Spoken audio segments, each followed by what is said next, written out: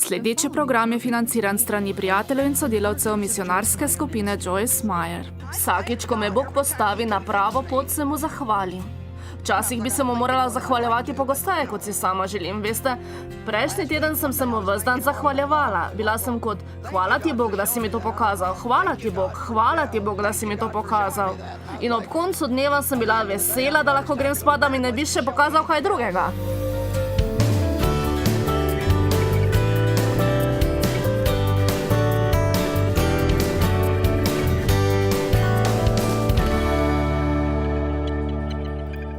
Odrešeni ste po milosti in z vero. To je Božji dar, ne da bi se lahko kakšenkoli človek s tem hvalil. Z milostjo po veri. Vse, kar prejemamo od Boga, prihaja k nam po isti poti. Z milostjo po veri. Naša vera v Boga ali v njegove obljube ni to, kar bi nam kupilo Božji blagoslov. To je samo roka, po kateri prejemamo blagoslove.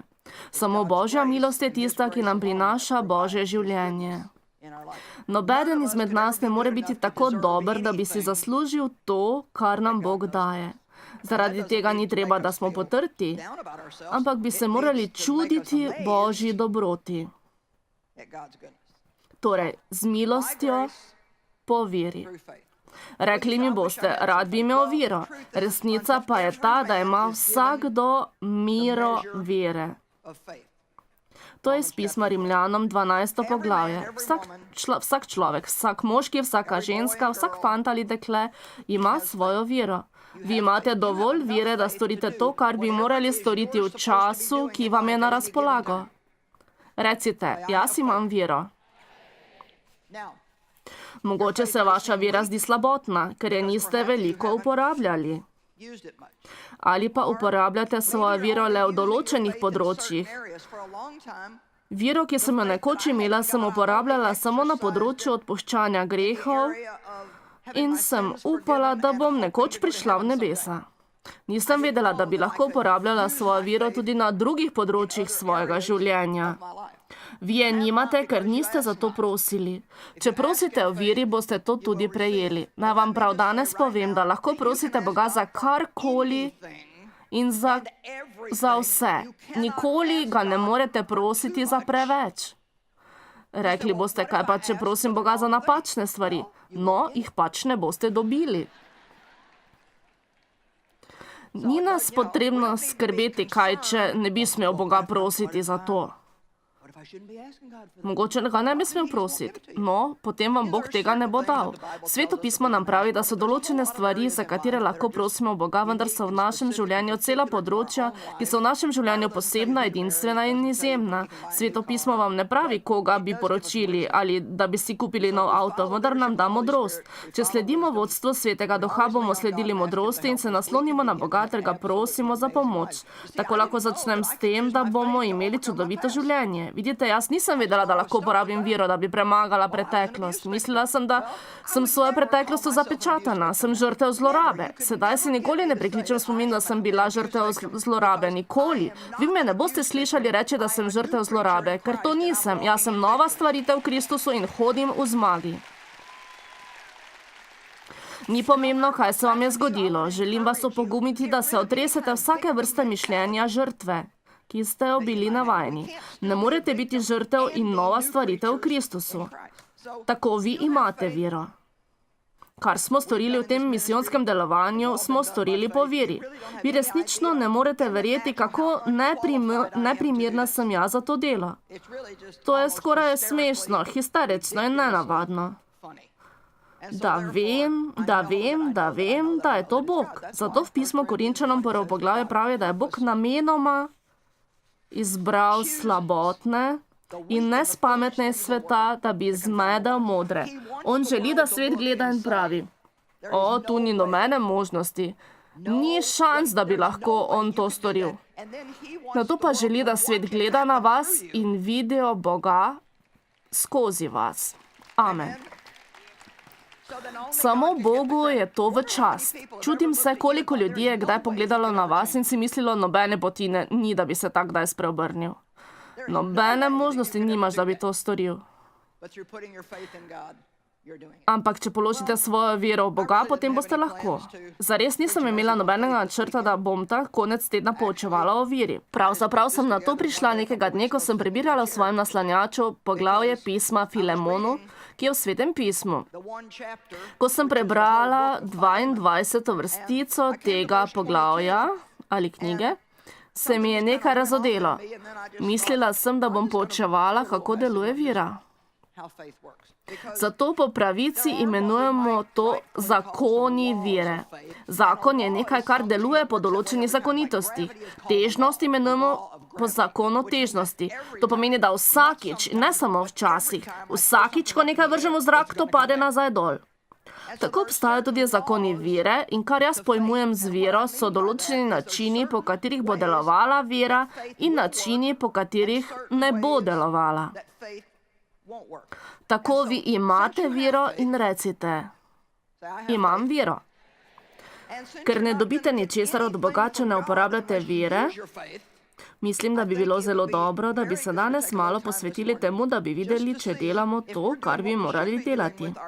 Prav tako bi videli, če uporabljamo vero na način, da je plodna in ustvarjalna. Ali je to dobro za vas? Prav.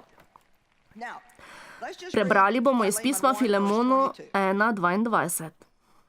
Pavel piše Filemonu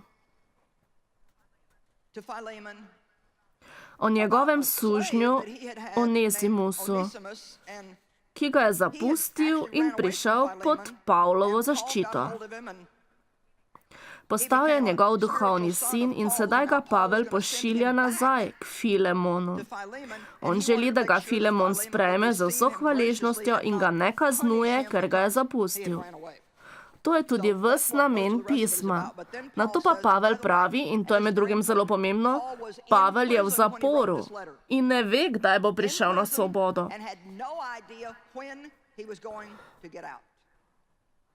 Vendar piše Filemonu v 22. poglavju, 22. vrstici.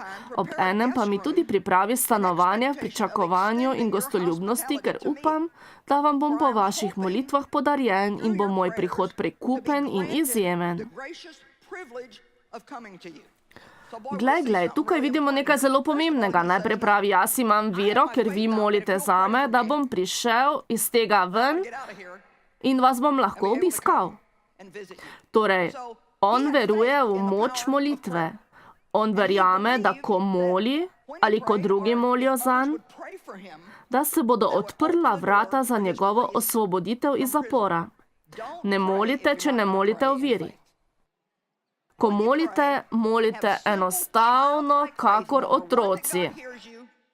Prva stvar je, da vas Bog sliši in druga stvar je, da vam bo Bog dal to, kar ga prosite, ali pa če napačno prosite, vam bo dal nekaj boljšega. Amen. Na to pravi. Pripravi pa mi tudi stanovanje v pričakovanju obiska. Sedaj vam hočem govoriti o moči pričakovanja. Kajti vera mora vsebovati živo in dejavno pričakovanje. Pavel pravi, molite zame, verjamem, da bom prišel ven iz tega in vas bom obiskal. Nadalje lahko torej pripravite zame sobo. Dajte no, ali vidite to? Nadalje lahko pripravite sobo zame. On je popolnoma prepričan, da jih bo prišel obiskat. Mi imenujemo noseče ženske, da pričakujejo. Kajti vi veste, kako je, če ste noseče. Dobro, ko ste noseči z željami svojega življenjskega cilja, ko ste noseči s sanjami osvoboditve svojih vezi ali pa s sanjami, da storite nekaj velikega za Boga, ali da pospravite hišo, ali ozdravite zakonsko življenje, ali karkoli že, potem ste tega polni, vendar še vedno pričakujete. Amen. Pričakujete. Veliko ljudi ničesar ne pričakuje, torej tudi nič ne dobijo. Veliko ljudi ima naslednjo držo. No, počakal bom in mu videl, kaj se bo zgodilo. Nikoli ne bi mogla živeti na ta način. Nikar ne živite z držo dobro, čakal bom, kaj se bo zgodilo. Nikoli ne veš, kaj bo Bog storil. Ne moreš pričakovati preveč. Prerok Izaija, 30. poglavje, 18. vrstica. To je čudovit citat, ki me je pred mnogimi leti popolnoma prevzel. Podaja bistvo svetega pisma in pravi: Gospod čaka, da se vas usmili, zato se bo vzdignil, da vas potolaži, kajti Gospod je Bog pravice, blagor vsem, ki zaupajo vanj. To pomeni, da Bog pričakuje priložnost, da bi bil dober do tebe. Ali se zavedate tega? Gospod čaka v iskrenosti in vse resnosti. Hrepeni, išče, kako bi vam lahko bil naklonjen. Zato se sam povzdigne, da vam pokaže svojo milost, ljubezen in dobroto. Zaradi tega je Gospod Bog pravice. Tisti, ki iskreno čakajo nanj in na njegovo zmago, so v njem blagoslovljeni, srečni in tako bogati, da se jim zavida. Zmage se vrstijo ena za drugo. Če ste mogoče preslišali, je to preprosto povedano, da Bog sedi na svojem prestolu v nebesih in gleda. Čaka, pričakuje in išče priložnosti, da bi lahko bil komu dober. Vendar pa je on dober samo nekomu, ki ga tudi pričakuje, si ga želi in hrepeni po njem.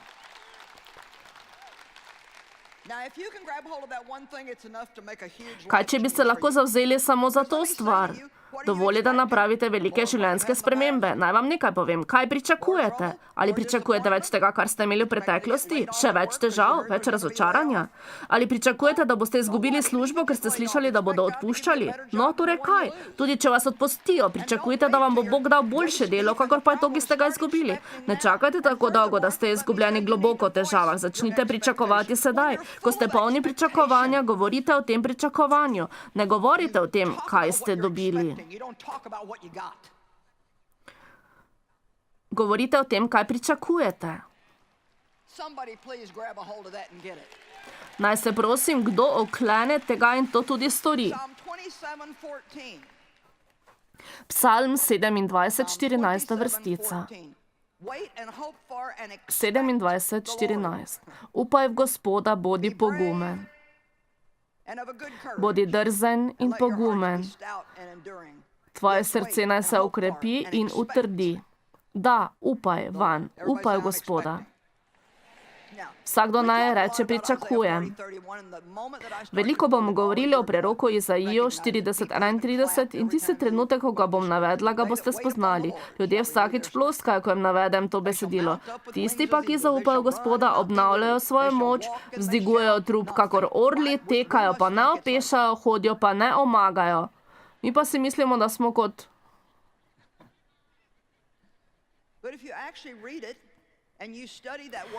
Če dejansko študirate to besedo čakati v izvirnem jeziku ali pa jo pogledate v razširjeni izdaji Svetega pisma, ki poudarja nekatere vsebine izvirnega jezika, potem je besedi čakati sta dodani še besedi iskati in hrepeneti po.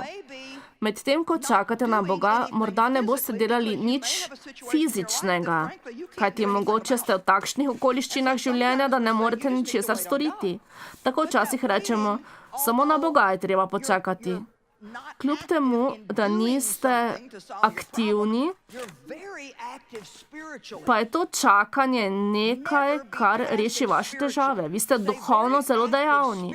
Nikoli ne bodite duhovno pasivni. Zelo aktivni morate biti, ko pričakujete. Bog pričakujem, da bom izšel iz vsega tega, mogoče je danes tisti dan. Lahko uporabite svojo domišljijo. Nočem biti čudna, nenavadna in se nočem izgubljati v kakšnem nadzoru nad umom, vendar mi imamo domišljijo. Kaj pa vi mislite, zakaj bi jo uporabljali? Ali jo naj bi uporabljali samo zato, da bi se spominjali vseh slabih stvari, ki so se nam zgodile v življenju?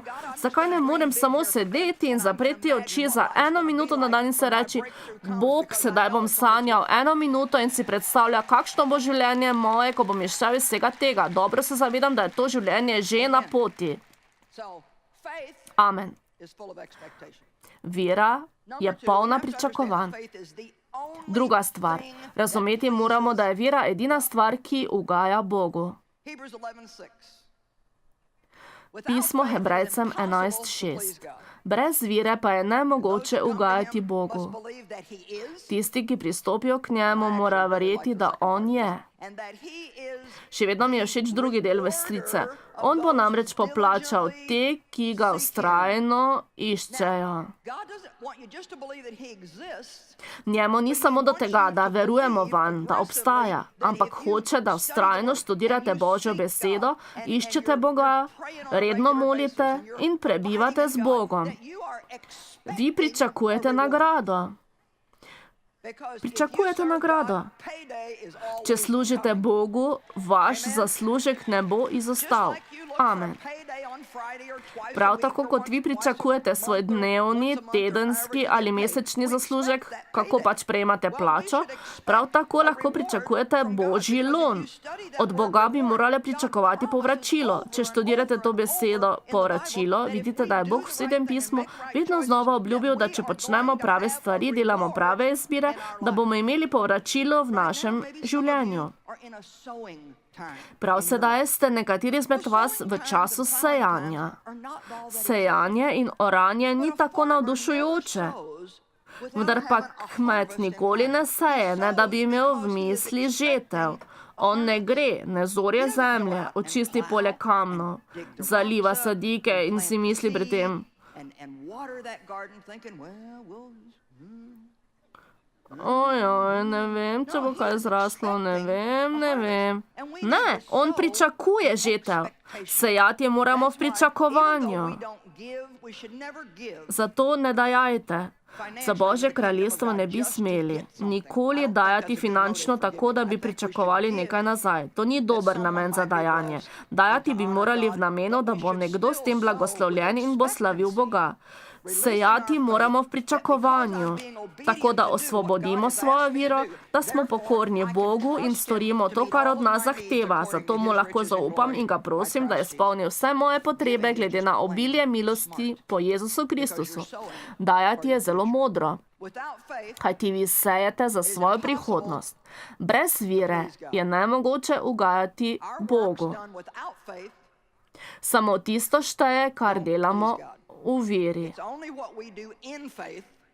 Kajti z vsem srcem verjamemo, da Bog to od nas pričakuje.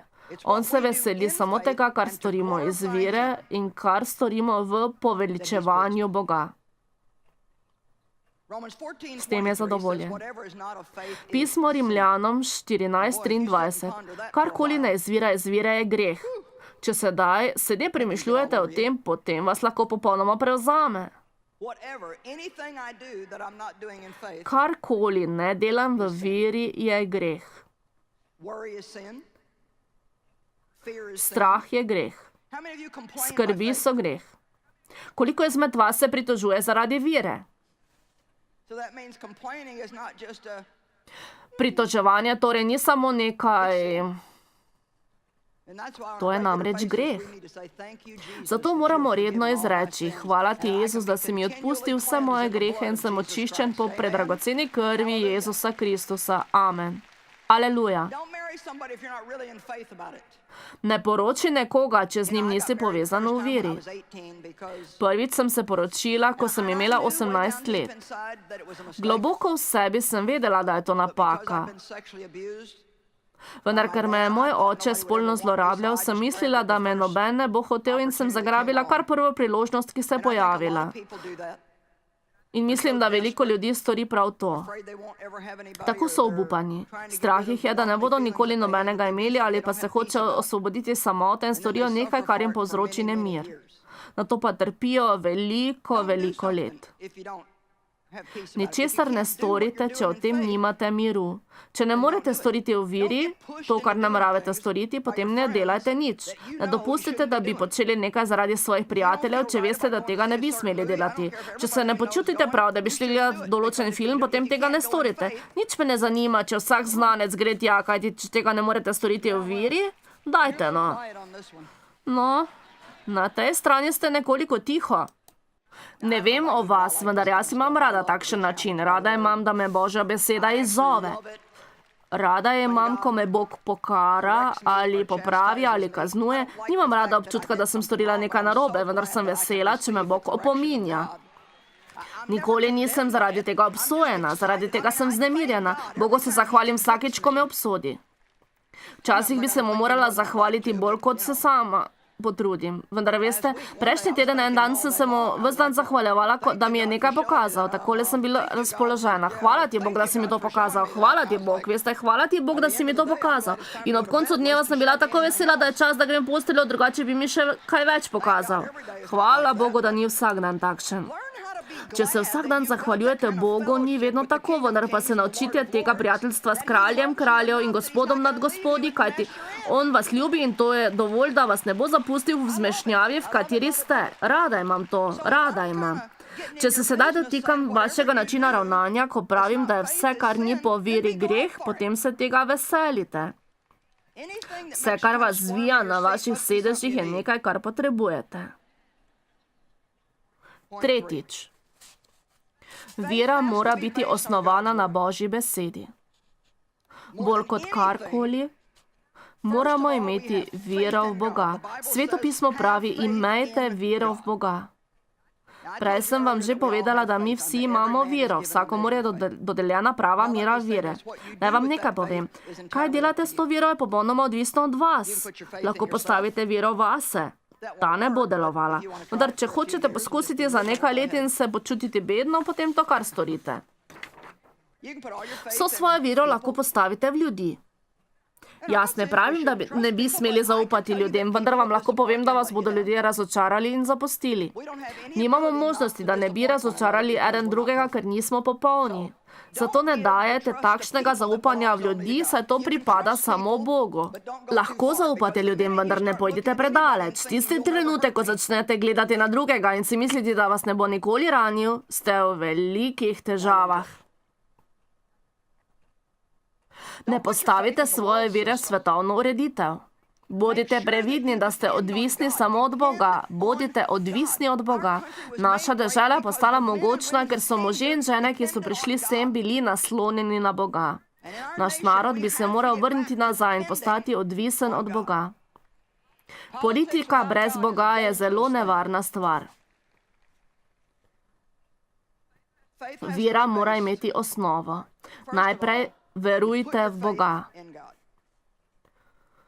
Mogoče imate čudovito službo in ste dobro plačani vsak teden. Dobro, če bi jaz bila na vašem mestu, se ne bi ukvarjala samo s tem delom do konca svojega življenja. Bodite odvisni od Boga. In mogoče potrebujete več denarja, vendar ga ne boste dobili, kakor si ga želite. Ne bodite jezni zaradi tega, postavite svoje zaupanje v Boga. Velikokrat gledamo na napačno stvar. Mi bi vedno morali gledati le na Boga. Če greste do Boga in Bog hoče, da vam je družabnik in da poskrbi za vaše potrebe, potem bo to tudi storil. Če pa želi ustvariti kakšno drugo pot, kajti ko ste zaupali vanj, ste odprli številna druga vrata novih priložnosti, kjer vas bo Bog blagoslavljal. Ali me slišite?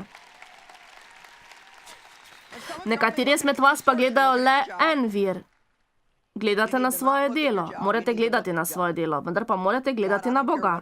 Bog ni mi mar, kar mi kdo drug daje. Če se odločiš, da mi nekaj daš, potem bom to imel. Ali me slišite? Še enkrat bom rekla.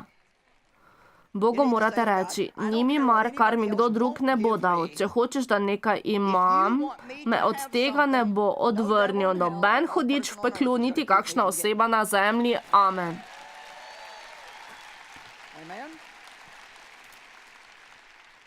V veri se moramo nasloniti na Boga. Vera v Boga, vera v Boga. Na to pa moramo dovolj dobro poznati Božjo besedo, da lahko postavite svojo vero v Božje obljube. Postavite svojo vero v Božje obljube. Ne verjamem, da lahko vsakeč, ko molite, da najdete ustrezno besedilo, ki se nanaša na vaše potrebe, vendar je zelo modro, da svojo molitev napolnite, kolikor mogoče z Božjo besedo. Molite Božjo besedo, molite tako, da vrnete besedo Bogu. Spomnite Boga. Tudi drugi preroki so tako storili. Ves čas so se ozirali na Boga, kaj je rekel, tako tudi vi storite. Bog, obljubil si, da boš poskrbel za vse moje potrebe in pričakujem, da boš poskrbel za moje potrebe. Hvala ti za to. Obljubil si mi to, Bog, da če bom vzgajal svoje otroke na način, potem ne bodo odšli, ko odrastejo. Kjerkoli so prav sedaj, Bog, verjamem, da se bodo vrnili.